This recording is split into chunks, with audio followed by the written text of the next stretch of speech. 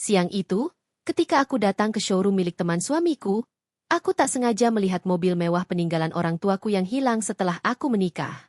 Jantungku seolah berhenti berdetak. Aku langsung menghampiri pemilik showroom itu dan berkata dengan suara bergetar, "Pak, ini mobil saya. Mobil ini hilang 3 tahun lalu." Pria itu hanya tertawa kecil, seolah aku sedang bercanda. Namun semuanya berubah ketika aku menunjukkan tempat rahasia di balik dashboard dan tanda khusus yang hanya diketahui pemilik aslinya. Seketika wajahnya membeku. Dan wajah suamiku memucat. Seolah rahasia yang selama ini terkubur, tiba-tiba bangkit dari kuburannya. Siang itu matahari bersinar terik. Namun udara di dalam mobil sedan milik suamiku terasa dingin. Suamiku, Rizal, bersikeras mengajakku keluar rumah. Katanya aku butuh hiburan agar tidak terus mengurung diri mengenang kepergian kedua orang tuaku 3 tahun lalu. Tujuan kami adalah showroom mobil mewah milik teman lamanya, Bima. Sebenarnya aku enggan pergi. Setiap kendaraan mewah selalu mengingatkanku pada kecelakaan tragis yang merenggut nyawa ayahku Pak Surya dan ibuku Bu Ratna. Namun Rizal terus membujuk dengan suara lembut dan perhatian yang membuatku tak tega menolak. Aku merapikan jilbabku dan mencoba tersenyum. Kami tiba di bangunan megah dengan dinding kaca besar yang memamerkan deretan mobil mahal. Tulisan besar di depan gedung menandakan kepemilikan tempat itu. Rizal menggenggam tanganku saat kami masuk. Udara ruangan beraroma pengharum mahal bercampur bau kulit jok mobil baru. Seorang pria bertubuh tegap dengan jas rapi menyambut kami. Itu Bima, teman kuliah Rizal. Wajahnya tampan, tetapi ada sesuatu di matanya yang membuatku tidak nyaman. Tatapannya tajam, senyumnya terasa dibuat-buat. Saat Rizal dan Bima berbincang, aku berjalan sendiri menyusuri lorong showroom. Langkahku terhenti di sudut ruangan yang remang.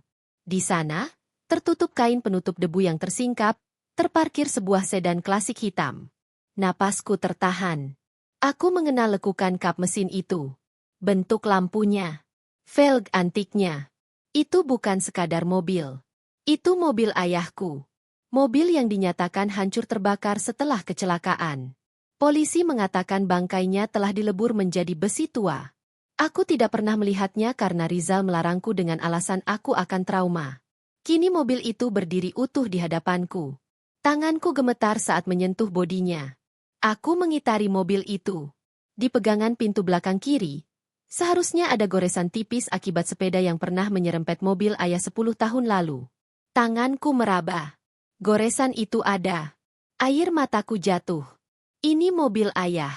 Tanpa sadar aku berteriak memanggil Rizal. Dia berlari menghampiriku, diikuti Bima yang tampak kesal. Aku menunjuk mobil itu. Ini mobil ayahku. Mobil yang hilang 3 tahun lalu. Rizal mencoba menenangkanku. Dia bilang aku salah lihat. Halusinasi karena rindu orang tua. Aku menepis tangannya. Bima tertawa meremehkan. Dia mengatakan mobil itu baru diimpor dari luar negeri. Katanya banyak mobil serupa di dunia.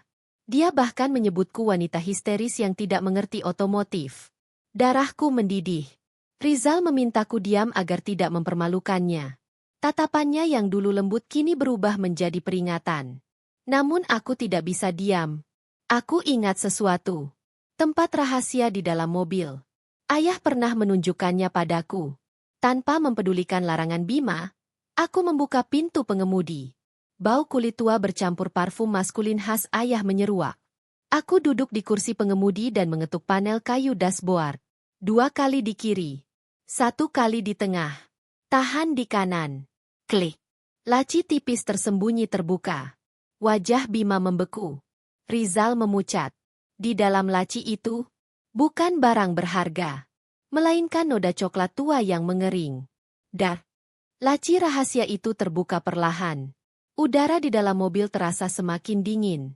Di atas lapisan kain beludru krem, terdapat noda coklat tua yang telah mengering. Aku menahan napas. Itu darah. Jumlahnya tidak sedikit.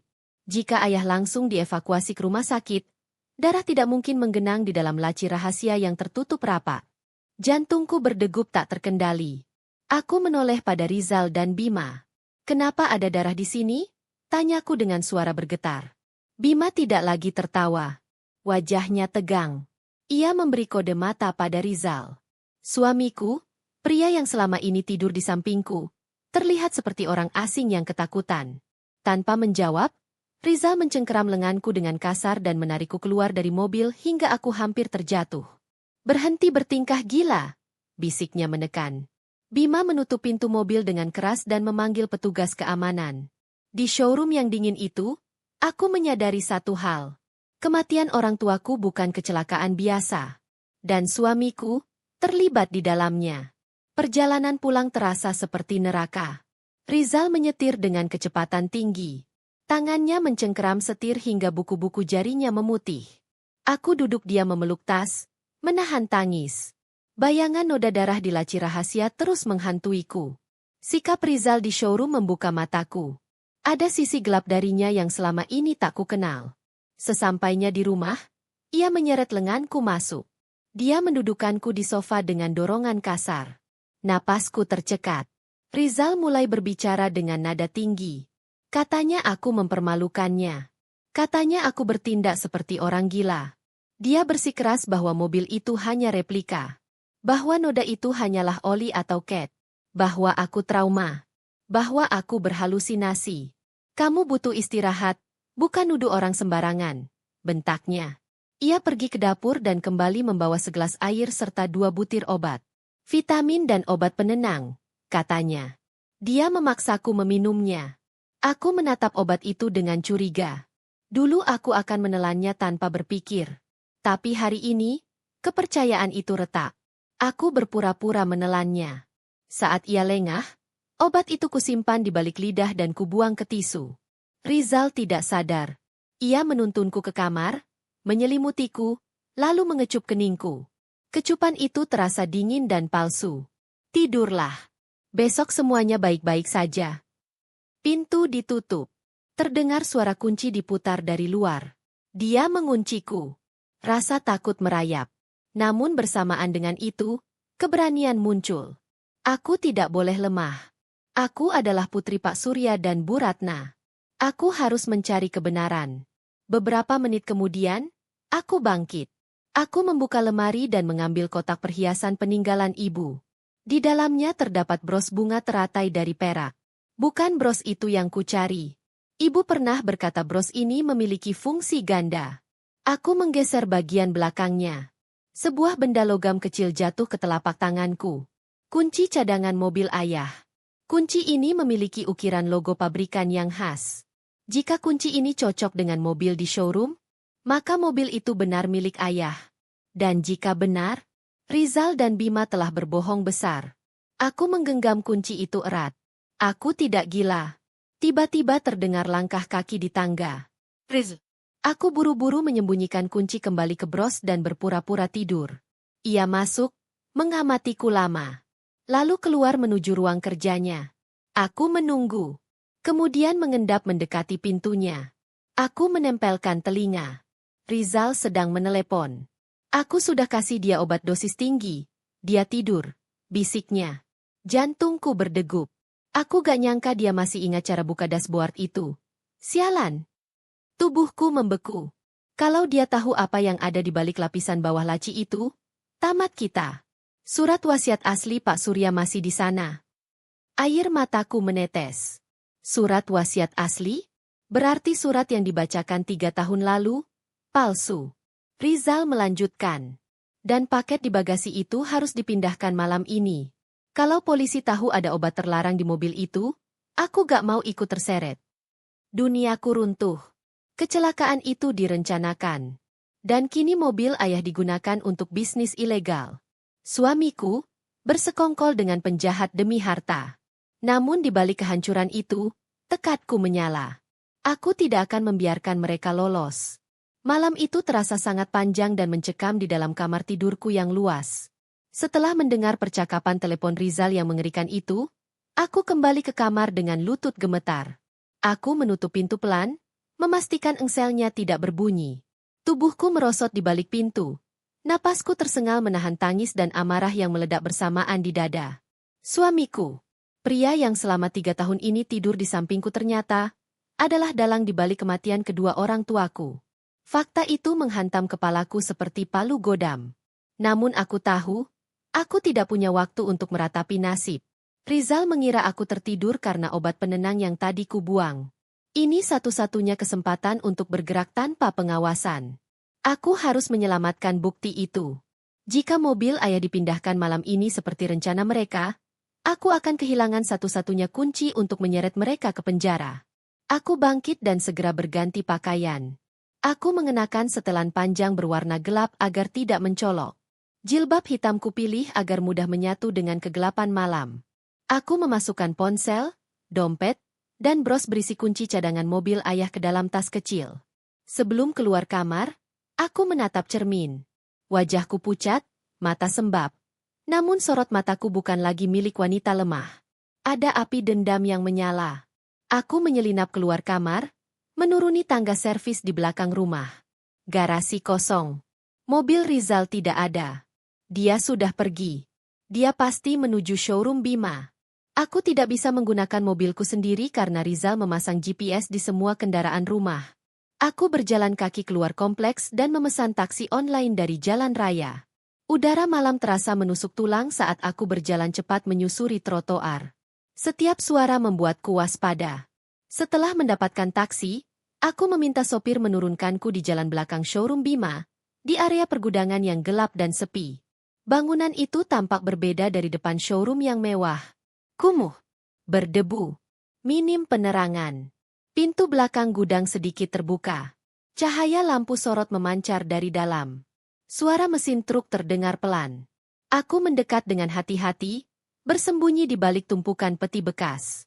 Bau oli dan besi karat memenuhi udara. Melalui celah ventilasi rendah di dinding, aku mengintip ke dalam. Mobil sedan klasik milik ayah sedang dikaitkan dengan rantai besi, siap ditarik masuk ke dalam truk kontainer. Dadaku terasa sesak. Di samping truk berdiri Rizal dan Bima. Mereka tampak berdebat serius.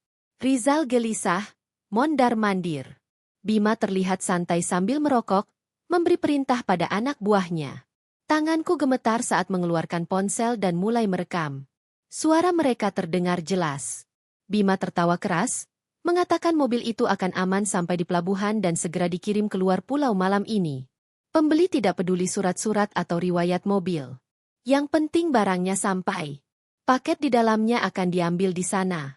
Rizal menyerahkan tas olahraga hitam.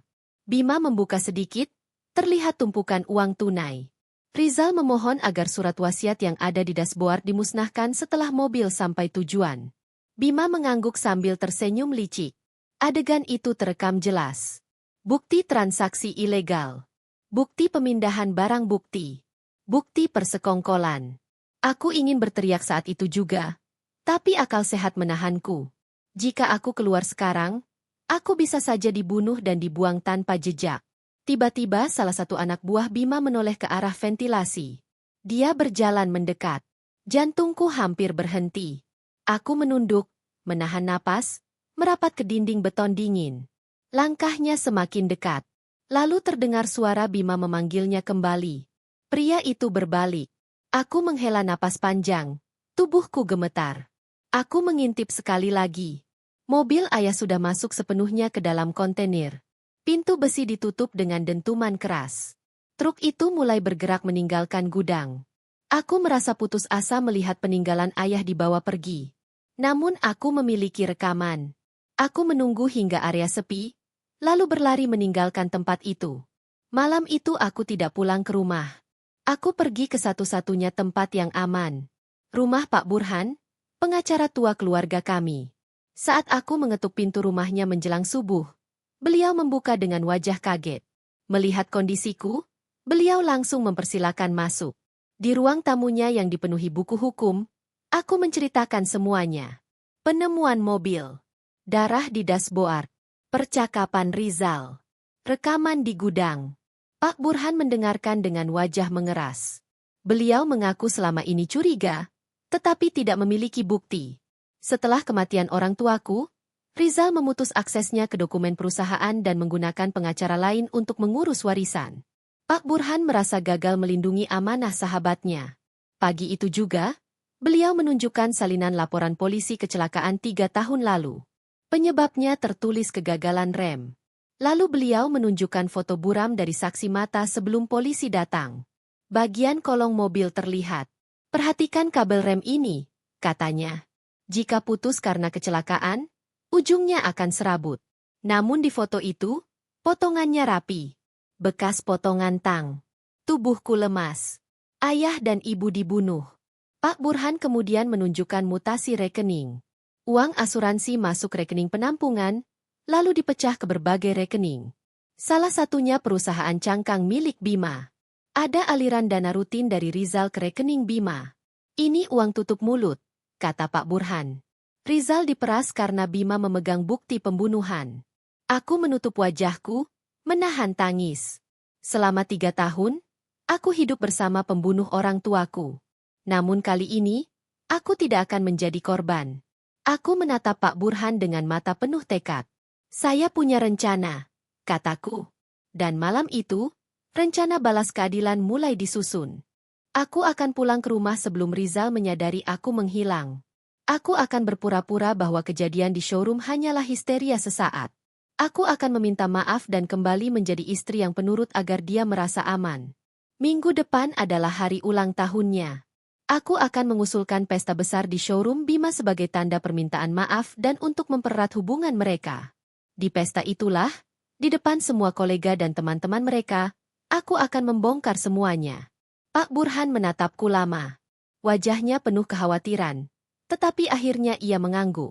Ia mengatakan memiliki kenalan seorang ahli teknologi bernama Erik yang bisa membantu memasang alat penyadap dan kamera tersembunyi. Kami akan bermain dalam permainan mereka. Tetapi kali ini dengan aturan kami sendiri. Pagi itu aku kembali ke rumah dengan taksi. Aku menyelinap masuk lewat pintu belakang, mengganti pakaian, lalu berbaring di tempat tidur tepat sebelum Rizal pulang.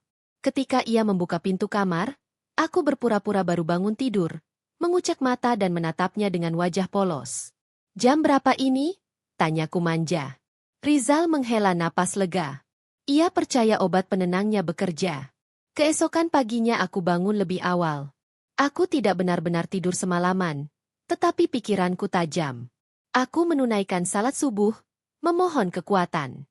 Setelah itu aku memasak sarapan kesukaan Rizal, nasi goreng dengan telur mata sapi setengah matang. Saat ia turun, ia tampak terkejut melihatku ceria. Aku langsung meminta maaf atas kejadian di showroom. Aku mengarang cerita bahwa aku lupa meminum obat dari dokter sehingga emosiku tidak stabil dan halusinasi muncul kembali. Aku mengatakan sangat malu telah menuduh Bima dan membuat Rizal kehilangan muka. Rizal menatapku lama, mencari kebohongan di mataku. Aku menatap balik dengan penyesalan yang meyakinkan. Perlahan ketegangannya mencair.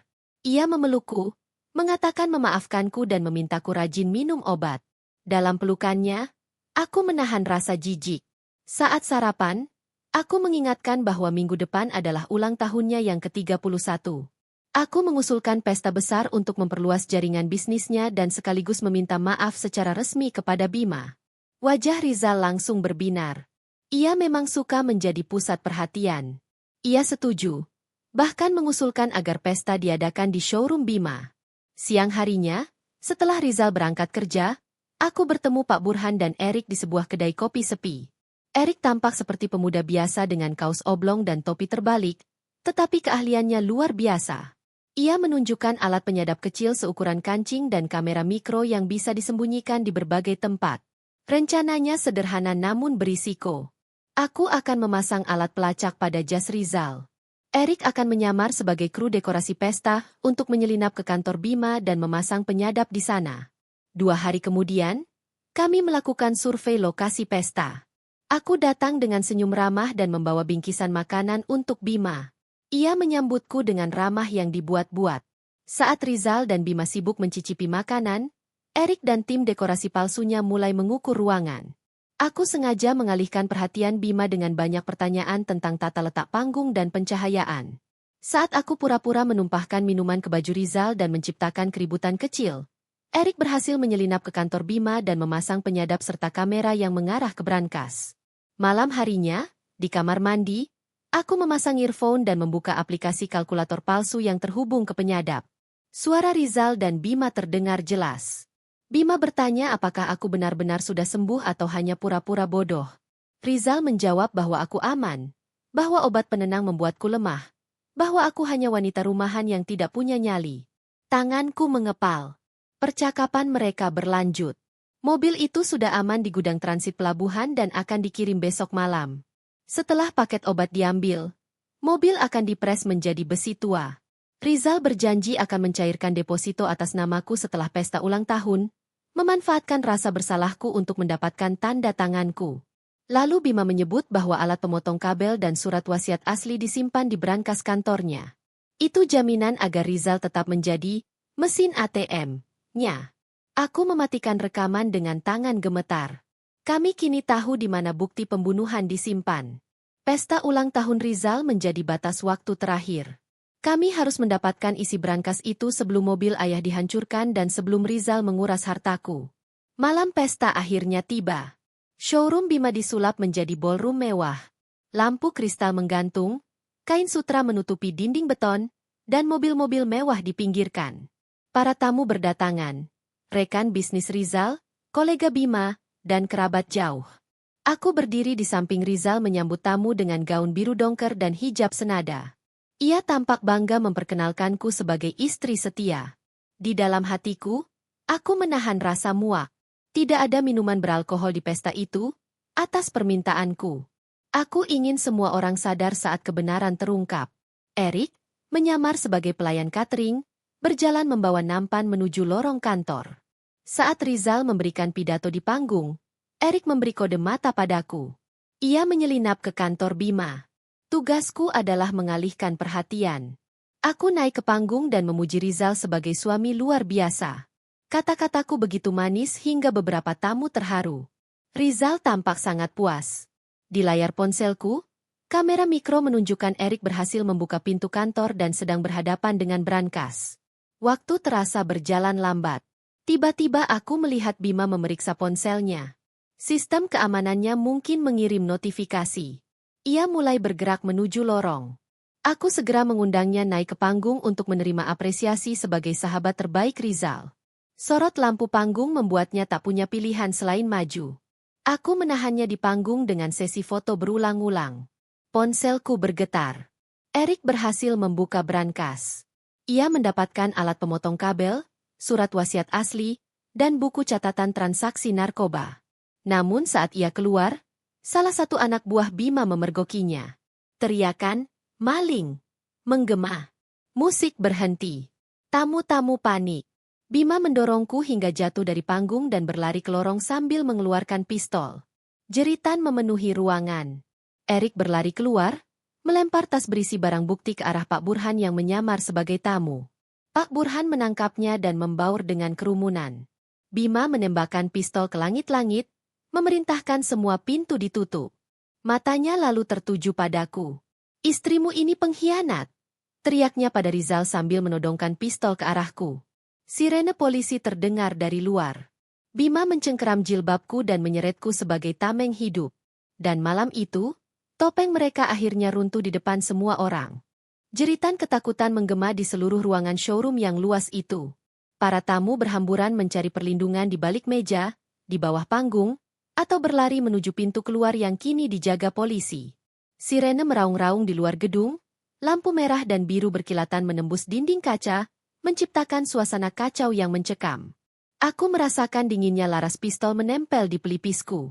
Bima berdiri di belakangku, napasnya kasar berbau tembakau, tangannya mencengkeram jilbabku agar aku tidak bergerak. Ia menyeretku mundur ke tengah ruangan yang lebih terbuka. Mundur semua, atau aku ledakan kepala wanita ini, teriaknya. Tubuhku gemetar, bukan hanya karena takut, tetapi karena jijik disentuh oleh pembunuh orang tuaku. Rizal berdiri beberapa meter di depan kami. Wajahnya pucat seperti mayat hidup. Tangannya terangkat gemetar. Ia tampak bingung antara ingin melarikan diri atau menyelamatkanku demi citranya di depan umum. Kompol Bagas masuk bersama pasukan bersenjata lengkap. Jatuhkan senjata, Bima. Gedung ini sudah dikepung, serunya. Namun Bima justru semakin mempererat cengkeramannya di leherku. Ia tertawa seperti orang kehilangan akal. Di saat genting itu, suara denging dari speaker besar terdengar. Musik pesta yang tadi terhenti kini berganti suara rekaman. Suara Rizal menggema di seluruh ruangan. Masalahnya bukan cuma mobil itu, Ron. Kalau dia tahu apa yang ada di balik laci itu, tamat kita. Surat wasiat asli Pak Surya masih di sana. Ruangan menjadi hening. Rekaman berlanjut. Suara Bima mengakui mobil akan dipres setelah paket obat diambil. Suara tawa mereka, rencana kejahatan, semuanya terdengar jelas. Semua mata tertuju pada Rizal dan Bima. Wajah Rizal berubah abu-abu. Ia jatuh berlutut, menutup telinga, menangis histeris. Itu rekayasa. Suara diedit, teriaknya putus asa. Tidak ada yang percaya. Bima menyadari semua kartu asnya terbongkar. Wajahnya merah padam oleh amarah dan malu. Ia menatapku dengan sorot mata membunuh. Kau yang merencanakan ini semua, ya? Desisnya. Ia melirik sekeliling mencari jalan keluar. Pintu depan diblokir polisi. Pintu belakang dijaga. Matanya kemudian tertuju pada mobil sedan klasik milik ayah yang dipajang di tengah ruangan.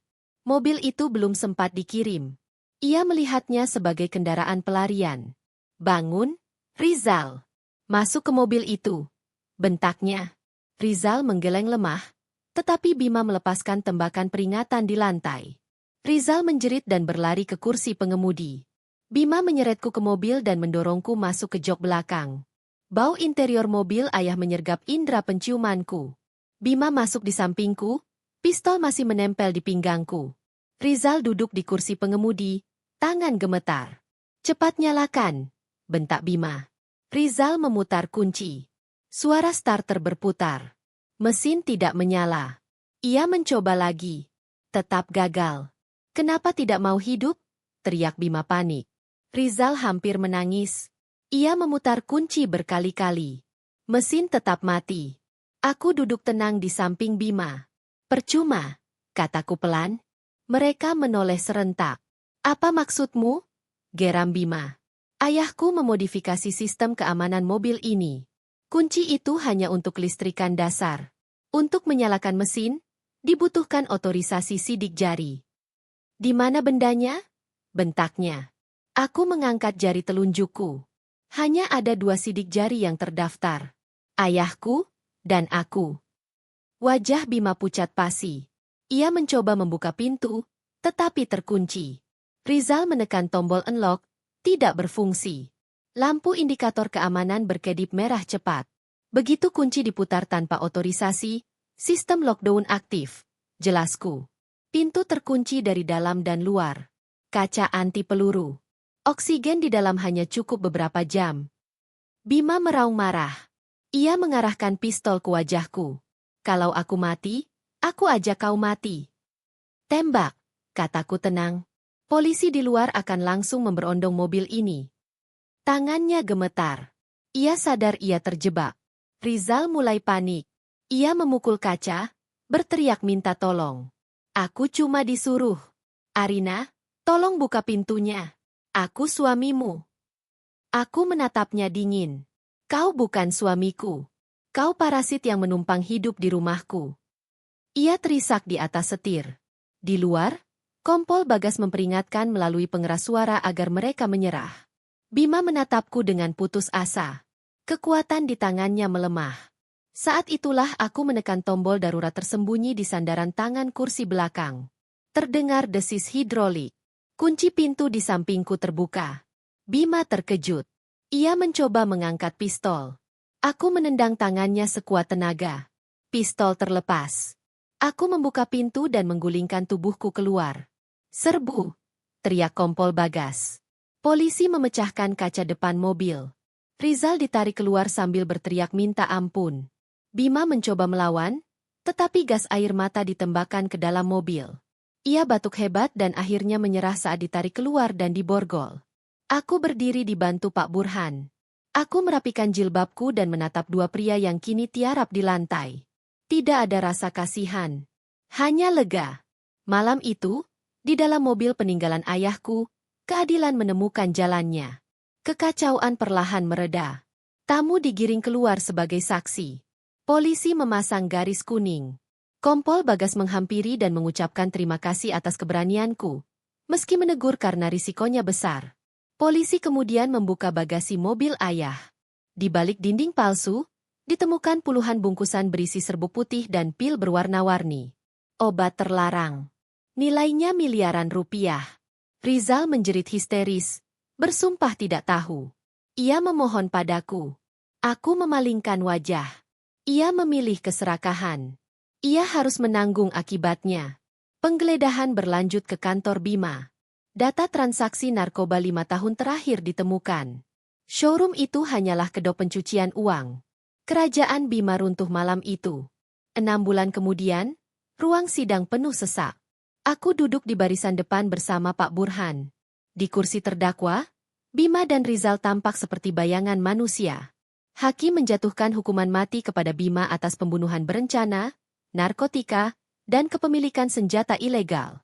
Rizal dijatuhi hukuman penjara seumur hidup atas keterlibatan pembunuhan, pemalsuan dokumen, dan pencucian uang. Aku menutup mata, membisikkan doa. Sudah selesai. Seluruh aset keluarga kembali kepadaku sesuai surat wasiat asli.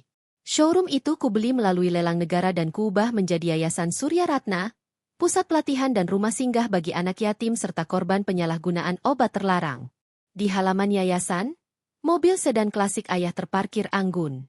Aku duduk di kursi pengemudi, menempelkan jari ke sensor biometrik. Mesin menyala halus. Aku mengemudi meninggalkan halaman, melewati tawa anak-anak yang kini mengisi tempat yang dulu menjadi sarang kejahatan. Rizal dan Bima hanyalah masa lalu yang membusuk di balik jeruji. Aku melaju ke depan. Ini bukan sekadar balas dendam. Ini keadilan. Dan hidupku yang sebenarnya baru saja dimulai.